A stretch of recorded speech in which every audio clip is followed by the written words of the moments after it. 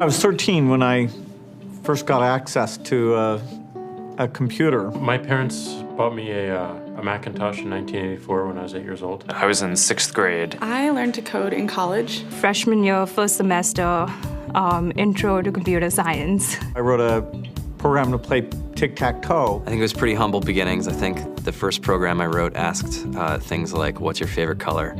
Or how old are you? I first learned how to make a green circle and a red square appear on the screen. The first time I actually had something come up and say, hello world, and I made a computer do that. It was just astonishing. Learning how to program didn't start off as wanting to learn all of computer science or trying to master this discipline or anything like that. It just started off because I wanted to do this one simple thing. I wanted to make something that was fun for myself and my sisters. And I wrote this little program and then basically just add a little bit to it. And then when I needed to learn something new, I looked it up either in a book or on the internet and then added a little bit to it. It's really not unlike kind of playing an instrument or something or playing a sport. It starts out being very intimidating, but you kind of get the hang of it over time. Coding is something that can be learned, and I know it can be intimidating. A lot of things are intimidating, but what isn't? A lot of the coding that people do is actually fairly simple. It's more about the process of breaking down problems than sort of coming up with complicated algorithms as people traditionally think about it.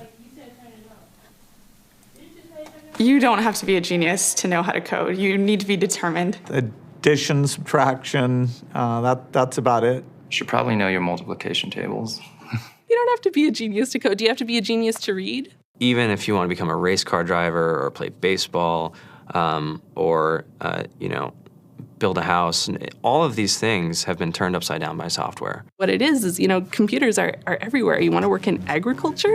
Do you want to work in entertainment? Do you want to work in manufacturing? It's just all over.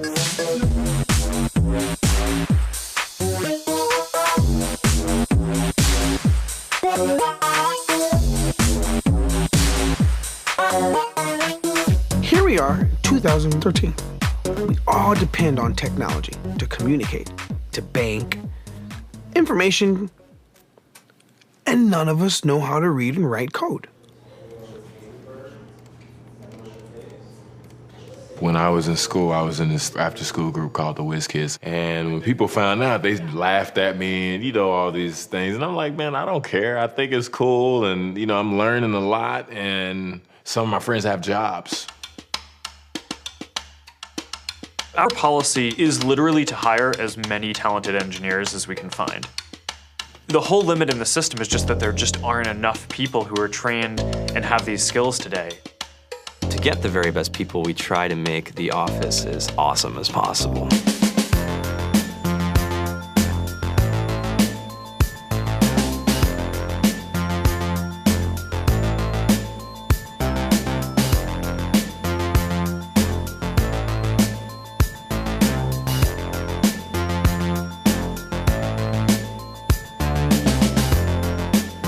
We have a fantastic chef.